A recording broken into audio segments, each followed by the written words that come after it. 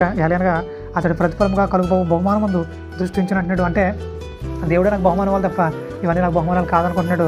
So అలాగే కంప్లీట్గా దృష్టి పెట్టి ముందు తీసుకెళ్తున్నాడు.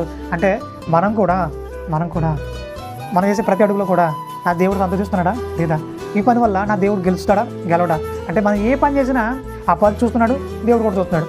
ఇప్పుడు వీళ్ళందరి మధ్యలో మనం ఎవరిని గెలిపిస్తున్నాం ఖచ్చితంగా పరీక్షించుకోవాలి. అలా పరీక్షించుకోకపోతే ఖచ్చితంగా దేవుడు బాధపడిపోతాడు. ఇప్పుడు ఈ పరీక్ష ఎప్పుడైతే జరగలేదో ఆటోమేటిక్గా మనం సాతాను కొట్టేసినట్టే.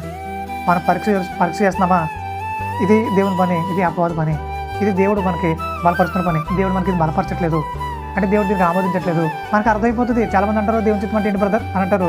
దేవుడు ఈ పని విషయంలో మహింపరచబడతాడా, చేసిన అదే పని అయినా సరే చేయండి. దేవుడి పని ద్వారా దేవుడు మహింపరచబడ్డా ఆ పని ఇది చేయకుండా దేవుని చిత్తం కాదు. ఇది క్లియర్గా మీకు అర్థమైతే మీరు ఏం చేసినా ఆయన మహిమ నిమిత్తమే చేయాలంటున్నాడు. ముఖ్యంగా మోసే చావుకుడు చదవబడ్డాడు తప్ప ఎక్కడ కూడా ఈ ఫరో కుమారుని అనిపించుకోవడానికి ఇష్టపడలేదు.